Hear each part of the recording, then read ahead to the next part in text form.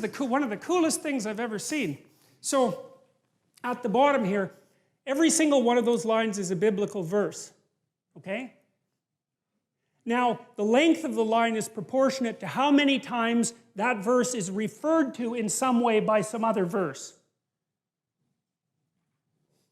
So you say, well, this is the first hyperlinked book, right? I'm dead serious about that. You can't click and get the hyperlinks, obviously, but it's a thoroughly hyperlinked book, and it's because, well, the people who worked on these stories that are hypothetically at the end, right, which is, the end can't affect the beginning. That's the rule of time, right? What happens now can't affect what happened to you 10 years ago, even though it actually can, but whatever.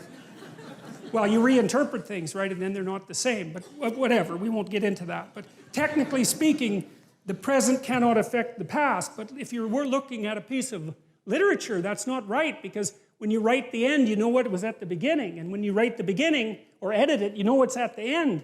And so you can weave the whole thing together. And there's 65,000 cross-references, and that's what this map shows.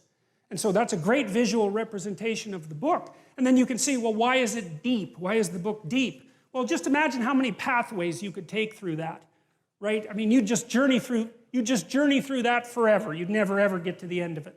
There's permutations and combinations, and every phrase is dependent on every other phrase, and every verse is dependent on every other, not entirely, but 65,000 is not a bad start.